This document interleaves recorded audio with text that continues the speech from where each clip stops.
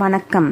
இந்திய அரசாங்கத்தின் அறிவியல் தொழில்நுட்பத்துறை, விக்யான் பிரசார் மற்றும் காரைக்குடி அழகப்பா பல்கலைக்கழகம் இணைந்து வழங்கும் அனுபவம் மூத்த குடிமக்களுக்கான சிறப்பு நிகழ்ச்சிகள். நிகழ்ச்சியின் கருத்தாக்கம் டாக்டர் ஆர். ஸ்ரீதர். ஆலோசனையாளர் மிஸ் கௌசல்யா. நிகழ்ச்சி ஒருங்கிணைப்பாளர் டாக்டர் பாரதி. நேயர்களே, டாக்டர் சிவா சுப்பிரமணியம் நீரிழிவு நோய் பற்றி நிகழ்ச்சியில் இருந்து ஒரு சிறிய பகுதியை கேட்போம். தொழிற்சாலை கழிவுகள்ல எத்தனை வகையான கழிவுகள் இருக்கு, அத வந்து தூய்மைப்படுத்துறதுக்கான வழிமுறைகள் என்ன இருக்கு அப்படின்னு நீங்க உங்க ஆராய்ச்சியில இருந்து தெரிஞ்சுக்கிட்ட விஷயங்களை சொன்னா நல்லா இருக்கும். தொழிற்சாலை கழிவுகள்ல வந்து ஹெவி மெட்டல்ஸ் இருக்கிறது, சில இடங்களில் பிக்மெண்ட்ஸ் இருக்கிறது.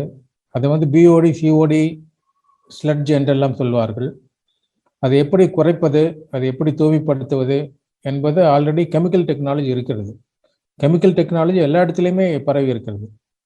அது வந்து கெமிக்கல்ஸ் நிறையா யூஸ் பண்ணுவார்கள், அதனால் பொல்யூஷன் அதிகமாகும். அதுக்கு ட்ரீட் பண்ண பிறகு அந்த வாட்டரை வந்து சேமிக்க முடியாது, வெளியேற்றுவதும் கடினமாக இருக்கும். ஆல்கே என்பது ஒரு தாவரம் தான், ஒளிச்சேர்க்கை ஏற்படுத்தக்கூடிய தாவரம், போட்டோசிந்தட்டிக் பிளான்ட். அது மைன்யூட்டாக இருக்கும், சிறிதாக இருக்கும். அதை வந்து வேகமாகவும் அது வளரக்கூடியது. அதை எப்படி தொழிற்சாலை கழிவுகளை சுத்தப்படுத்த எம்எஸ்சி பண்ணும்போது சரி, எம்ஃபில் பண்ணும்போது சரி, பிஹெச்டி பண்ணும்போது சரி, என்னுடைய ஆராய்ச்சிகள் எல்லாமே அதை பற்றி தான் இருந்தது. பின்னால் நான் கல்லூரியில் சேர்ந்த பிறகு தொழிற்சாலைகளோடு அக்ரிமெண்ட் ஏற்பட்டது. நான் ஒரு 20 பிஹெச்டி கைட் பண்ணியிருக்கேன், இது வரைக்கும் 40 எம்பில் ஸ்டூடெண்ட்ஸ் கைட் பண்ணியிருக்கேன். அவங்க எல்லாருமே எடுத்துக்கொண்ட தலைப்புகள் வந்து தொழிற்சாலை கழிவுகளை சுத்தப்படுத்துவது எப்படி என்பதுதான். ஸோ அதில் ஆரம்பித்து கொஞ்சம் கொஞ்சமாக மேலே வந்து இப்போ ஒரு கம்பெனியை தனியாக ஆரம்பிக்கிற அளவுக்கு வளர்ச்சி அடைந்திருக்கிறோம்.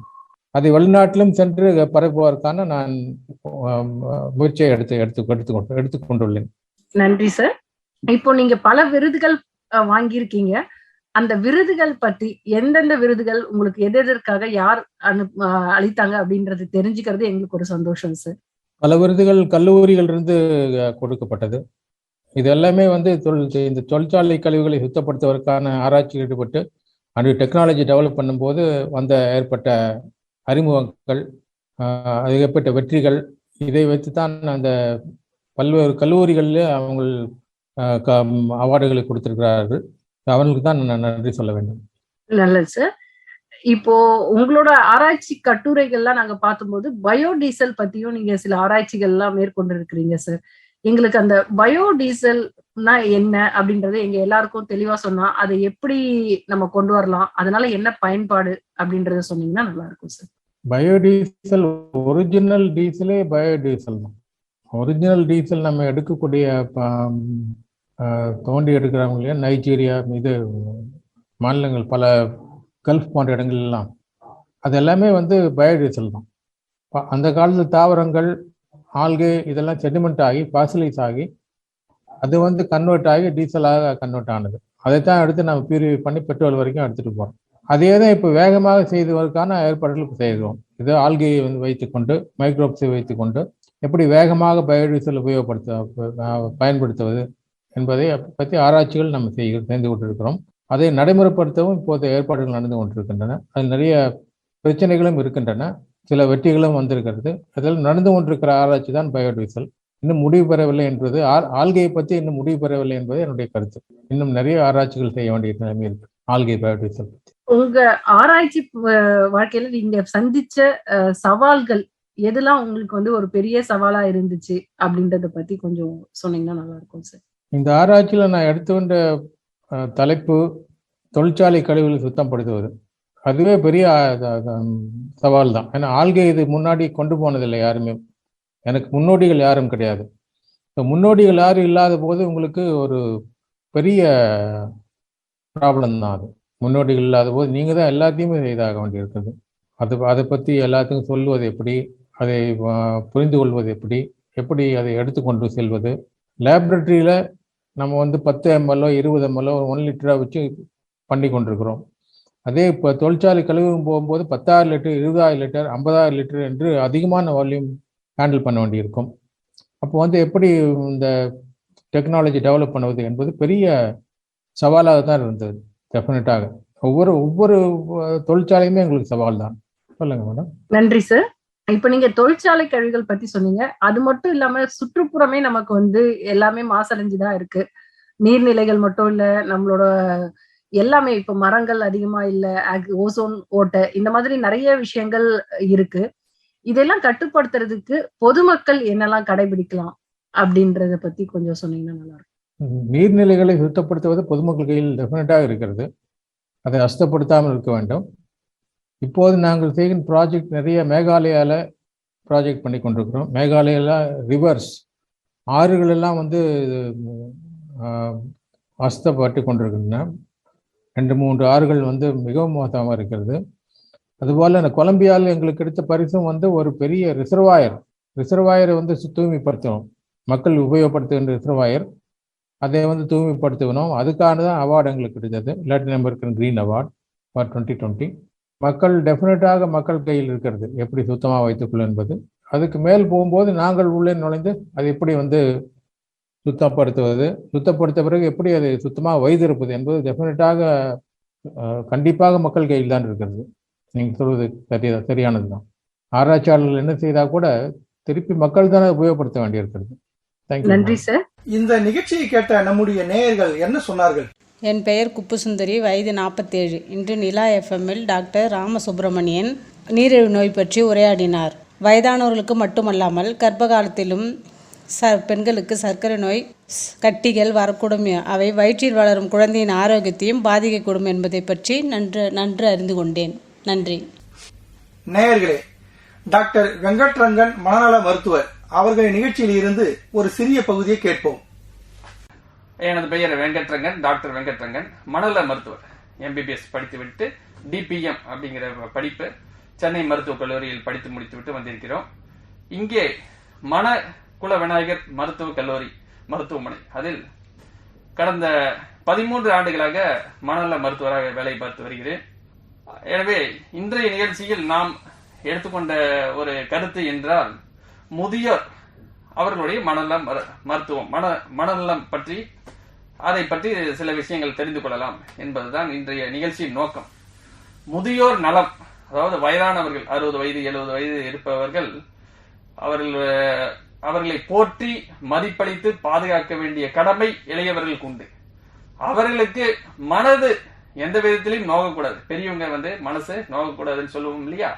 அவர்களுக்கு என்னென்ன மனசு சம்பந்தப்பட்ட வியாதிகள் வருகிறது, அவர்கள் எவ்வாறு மனநலத்துடன் இருப்பது எப்படி, அப்படி வரக்கூடிய வியாதிகளை எப்படி சரி செய்வது, அதை பற்றி அடுத்த சில நிமிடங்கள் அதை பற்றி பேசினால் அது பயனுள்ளதாக இருக்கும். நன்றி சார். இப்போ முதியோர்களுக்கான பிரச்சனைக்கு முன்னாடி எங்களுக்கு பொதுவா இருக்கிற ஒரு சந்தேகத்தை கேட்கிறோம். சைக்காட்ரிஸ்டுக்கும் சைக்காலஜிஸ்டுக்கும் என்ன வித்தியாசம் இருக்கு? ஏதோ ஒரு மனநல பிரச்சனை முதியோர்களுக்கு வருதுன்னா இதுல வந்து யார்கிட்ட முதல்ல அணுகணும் அப்படின்றத எங்களுக்கு சொன்னீங்கன்னா நல்லா இருக்கும் சார். அதாவதுங்க, சைக்காட்ரிஸ்ட் அப்படின்னு சொன்னோம்னா மனநல மருத்துவர், அதாவது மருத்துவம் படித்துவிட்டு அதற்கு மேற்படிப்பு படித்தவர்கள். எம்பிபிஎஸ் அந்த படிப்பை படித்துவிட்டு மேற்படிப்பு, கண் சிகிச்சைக்கு படிக்கிறோம், எலும்பு டாக்டர் தனியா இருக்காங்க, மகப்பேறு மருத்துவம் சொல்றோம் இல்லைங்களா? அது மாதிரி எம்பிபிஎஸ் படித்து விட்டு மேற்படிப்பு படிப்பவர்கள் 2 வருட படிப்பு, டிபிஎம் என்று சொல்ல, டிப்ளமா டிகிரி இல்ல மாஸ்டர் டிகிரின்னு சொல்லுவோம். அதனால அதற்கு ஸ்பெஷலிஸ்ட் அப்படின்னு சொல்லுவாங்க இல்லைங்களா? அதுதான் சைக்காட்ரிஸ்ட் அப்படிங்கிறவங்க மனநோய் மருத்துவர் அவர்கள். சைக்காலஜிஸ்ட்ங்கிறவங்க அவர்கள் வந்து எம்எஸ்சி சைக்காலஜிஸ்ட், எம்ஃபில் சைக்காலஜிஸ்ட் இருப்பாங்க. அது வந்து பெரும்பாலான கல்லூரிகளில் அவர்கள் விரிவுரையாளர் அப்படி சொல்லுவாங்க. ஆர்ட்ஸ் காலேஜ்ல டீச்சிங் பண்ணுவாங்க. சில பேர் கிளினிக்கல் சைக்காலஜிஸ்ட் இருக்காங்க. அவர்கள் வந்து மனசு சம்பந்தப்பட்ட பிரச்சனைகள், மூல வளர்ச்சி குறைந்த குழந்தையா இருக்கலாம், சில குடும்ப பிரச்சனைகள், மனநோய்களுக்கு கூட 2 வகையான சிகிச்சை இருக்கு. மருந்து மாத்திரை கொடுத்து சிகிச்சை அளிப்பது, சில பிரச்சனைகளை மருந்து இல்லாமல் பேசி அவர்கள் கவுன்சிலிங் என்று சொல்லுவோம் இல்லையா? ஆங்கிலத்தில் பிரபலமான வார்த்தை. பேசி அவர்களை ஓரளவுக்கு சரி செய்வது, எண்ணங்களை கொஞ்சம் திசை மாற்றுவது, அதுதான் கவுன்சிலிங் என்பது. மருந்தில்லாத சிகிச்சை பேசி அவர்களுக்கு சில பயிற்சிகள் மூலியமாக செய்வதுதான் கவுன்சிலிங் என்று கூறுகிறோம். அதை தருவதற்கு சைக்காலஜிஸ்ட் என்பவர் இருக்கிறார்கள். மனநோய்களுக்கு மருந்து மாத்திரை எல்லாம் கொடுத்து சிகிச்சை அளிப்பது சைக்காட்ரிஸ்ட். நாங்கள் வந்து சைக்காட்ரிஸ்ட் எல்லா மருத்துவக் கல்லூரிகளிலும் எல்லா டிபார்ட்மெண்ட் இருக்கு இல்லைங்களா, ஒவ்வொரு துறை இருக்குது. கண் சிகிச்சை இருக்குது, வயிற்று சிகிச்சை இருக்கிறது, எலும்பு சிகிச்சை இருப்பது போல அனைத்து மருத்துவக் கல்லூரியிலும் மனது சம்பந்தப்பட்ட சைக்காட்ரிஸ்ட் மனநலத்துறை என்பது கட்டாயம் இருக்கும். அந்த சைக்காட்ரிஸ்ட் பார்த்தோம் என்றால் இன்னும் சிறப்பாக இருக்கு. நன்றி சார். இப்போ எங்களுக்கு சைக்காட்ரிஸ்ட் அப்படின்றதுக்கும் சைக்காலஜிஸ்டுக்கும் வித்தியாசம் தெரிஞ்சிருச்சு. இப்போ முதியோர்கள் எந்த நேரத்துல எந்த மாதிரியான பிரச்சனைகளுக்கு சைக்காட்ரிஸ்ட அணுகி தீர்வு எடுத்துக்க முடியும், எப்போ அவங்க வந்து மனநல மருத்துவரை அணுகலாம், எந்தெந்த மாதிரி பிரச்சனைகளுக்கு சார்? அதாவதுங்க, மனசு உடலுக்கு எப்படி உடம்பு சரியில்லைன்னா நம்ம டாக்டர் போய் பாக்குறோமோ, அதே மாதிரி மனசுக்கு ஏதோ ஒரு சில அறிகுறிகள் இருக்கு அப்படின்னா நம்ம வந்து டாக்டரை போய் பார்க்கலாம். அதுல ஒண்ணும் தவறு கிடையாது. தயக்கம் இருக்கவே அவசியம் இல்லை. ஏன்னா மூக்குன்னு இருந்துச்சுன்னா சளி பிடிக்கதான் செய்யும், வயிறு இருந்துச்சுன்னா சில பேருக்கு வயிறு வலி வரதான் செய்யும். மனசுன்னு ஒண்ணு இருந்துச்சுன்னா கட்டாயம் மனசு சம்பந்தப்பட்ட பிரச்சனை வரலாம். இப்படி வண்டி வச்சிருக்கோம், வண்டிக்கு ஏதாவது பிரச்சனை ஆகுது, சர்வீஸ் விடுறோம் இல்லைங்களா, அந்த மாதிரி மனசு நல்லா ஆரோக்கியமா இருந்துச்சுன்னா ரொம்ப சந்தோஷம். அதுல ஏதாச்சும் சில பிரச்சனை இருந்துச்சுன்னா இது நம்ம சைக்காட்ரிஸ்ட் போலாமா, நம்மளை வந்து மென்டல் சொல்லிடுவாங்களா, நம்ம வந்து பைத்தியம் சொல்லிடுவாங்களா, 4 பேர் என்ன சொல்லுவாங்க, அந்த மாதிரி ஒரு தயக்கம் உலகம் முழுக்க இருக்கு. நம்ம நாட்டுல மட்டும் இல்ல, குறைஞ்சிட்டே வருது. இப்ப வந்து அந்த அவேர்னஸ் எல்லாம் வந்து அதிகமா வந்துருச்சு. இப்ப ஒன்னும் தவறு இல்லை அப்படின்ட்டு சைக்காட்ரிஸ்ட் சர்வசாதாரணமா வந்து பாக்குறாங்க இப்பெல்லாம். அதனால இப்ப வந்து அந்த ஒரு தயக்கம் வந்து குறைஞ்சிருச்சு. சைக்காட்ரிஸ்டும் பார்ப்பது ஒன்றும் தவறில்லை அப்படிங்கிற ஒரு எண்ணம் மக்கள் மத்தியில வந்துருச்சு. அதனால எதுவும் தயக்கப்பட தேவையில்லை. நிறைய நாட்கள் அறிகுறிகள் பார்த்தோம்னா, மனநல பாதிப்பினோட அறிகுறிகள் பார்த்தோம்னா சரியா தூக்கம் வராது. முதல் அறிகுறியே தூக்கமின்மை தான். ஏதோ ஒரு நாள் 2 நாள் கவலையில தூக்கம் வரலைன்னா பரவாயில்ல, அதை வந்து நம்ம உதாசீனப்படுத்திடலாம், ஒன்றும் பிரச்சனை இல்லை. ஆனால் வார கணக்கில் தூக்கம் வரல அப்படின்னா அது கட்டாயம் நம்மளுடைய செயல்பாட பாதிக்கும். ஒரு வாரமா தூங்கல, 10 நாளா சரியா தூக்கம் வரலன்னா அடுத்த நாள் மூளைக்கு வந்து ஒரு சிந்தனை திறன் குறைஞ்சு அசதியா இருக்கும், கவலையா இருக்கும். தூங்காதவங்க எல்லாம் எப்படி ஏக்கத்தோட சொல்லுவாங்க, என் வீட்டுக்காரர் நல்லா தூங்குறாருங்க, நான் தூங்க முடியலைங்க, பசங்க நல்லா தூங்குறாங்க, நான் தூங்க முடியலைங்கன்ட்டு ரொம்ப வருத்தப்படுவாங்க. அதனால தூக்கங்கிறதே வந்து மூளைக்கு ஓய்வு கொடுக்கறது. அடுத்த நாள் அப்பதான் வந்து உற்சாகமா வேலை செய்யும். அதனால தூக்கமின்மை அது மிக முக்கியமான ஒரு வயதானவர்கள் சந்திக்கக்கூடிய பிரச்சனை, தூக்கமின்மைன்னு வருவாங்க. அதுக்கப்புறம் எப்பயும் போல இருக்கிற நபர் இப்ப உற்சாகம் குறைஞ்சிருக்குங்க. முன்னாடி இருக்கிற சுறுசுறுப்பு இப்ப இல்லைங்க, முன்னாடி இருந்த ஒரு கலகலப்பு இப்ப இல்லைங்க. முன்னாடி நான் வந்து நிறைய நேரம் டிவி பார்ப்பேன், நாடகம் எல்லாம் பார்ப்பேன், பாட்டு கேட்பேன், சாமி கும்பிடுவேன், இதெல்லாம் கோயிலுக்கு போவேன், இப்ப என்னால முடியல அப்படி அவங்களே வருத்தப்படுவாங்க. முன்னாடி இருந்த மனசனுடைய கலகலப்பு, தன்னம்பிக்கை, சுறுசுறுப்பு இப்போது இல்லை அப்படி சொன்னோம்னா அது ரொம்ப நாளா இருக்கு, ஒரு 2 வாரமா இருக்கு, 15 நாளா இருக்கு, 1 மாசமா இருக்குன்னா அது வந்து டிப்ரெஷன் அப்படின்னு சொல்றோம், மனச்சோர்வு அப்படின்னு சொல்றோம் இல்லையா. உடலுக்கு எப்படி சோர்வாகிற மாதிரி மனசுக்கு ஒரு சோர்வாகும். கவலையாவே இருக்கு டாக்டர் அப்படின்ட்டு, காரணமே இல்லாம கவலை, என்ன எல்லாமே இருக்கு ஆனா என் மனசு கவலையா இருக்கு டாக்டர், என்னவா இருக்கும் அப்படி சில பேர் வருவாங்க. அதனால நல்ல ஒரு சூழ்நிலையில இருக்கக்கூடிய நபர் அவர் வந்து பழைய சுறுசுறுப்பு குறைவா இருந்தாலும் அது ஒரு மனசு சம்பந்தப்பட்ட பிரச்சனை தான். நல்லா தூங்கிட்டு இருந்தாங்க, இப்ப தூக்கம் இல்லாம இருக்கு அப்படின்னாலும் அது ஒரு மனசு சம்பந்தப்பட்ட பிரச்சனை தான். நல்லாவே இருந்தாருங்க, இப்ப அதிகமா கோவப்படாருங்க, அப்படின்னாலும் அது மனசு சம்பந்தப்பட்ட பிரச்சனை தான். இல்லாததை இருப்பது போல நினைத்து கொண்டு பேசுகிறாங்க சில பேர் வந்து கூப்பிட்டு வருவாங்க, வயசானவர். இப்ப வந்து என்ன சொல்றாருன்னா, பக்கத்து வீட்டுக்காரங்களா வீட்டுக்குள்ள வராங்க, பொருள் எல்லாம் திருடிட்டு போயிடுறாங்க அப்படி சொல்லிட்டு நம்ம என்ன பண்ணுவாங்க, பக்கத்து வீட்டுல இருக்கிற ஒரு குடும்பத்துக்கிட்ட போய் சண்டை பிடிப்பாங்க. இது எப்படிப்பட்ட சண்டைனா, 2 குடும்பமும் நல்ல வசதியான குடும்பமா இருக்கும். இந்த அம்மா 60 வயசு 70 வயசு அம்மா பக்கத்து வீட்டுக்கு போய், எங்க வீட்டுல இருந்து நீங்க வந்து அரிசி திருடிட்டு போயிடுறீங்க, சர்க்கரை திருடிட்டு போயிடுறீங்கன்னு போய் கேட்க ஆரம்பிச்சிருவாங்க. அந்த மாதிரி ஒண்ணுமே நடந்திருக்காரு, கற்பனை பண்ணி இவங்களா கற்பனை பண்ணி சிலதெல்லாம் பேசுவாங்க. வயதான காலத்துல சந்தேகம் கூட வரலாம், அவருடைய கணவன் மனைவி கூடிய சந்தேகம் வரும். சின்ன வயசுல எல்லாம் என்ன சந்தேகப்படலைங்க, 80 வயசு ஆயிடுச்சுங்க அவருக்கு, நான் 70 வயசு. இந்த காலத்துல என் வீட்டுக்காரர் வந்து என்ன சந்தேகப்படுறாருங்க, நீ அவனை வச்சிருக்கியா இவனை வச்சிருக்கியான்னு சொல்லி அடிக்கிறாருங்க. அப்படி வந்து நிறைய வயதான பாட்டிகள் வந்து சொல்லுவாங்க. இது என்னப்பா புது பிரச்சனை இருக்குன்னு அவங்க வீட்டுல அவங்க பசங்க பேரன் பேத்திகள்லாம் வந்து இதை வந்து இது எப்படி டீல் பண்றதுன்ட்டு வருத்தப்படுவாங்க. இதெல்லாம் மனநோயினுடைய அறிகுறிகள் தான்.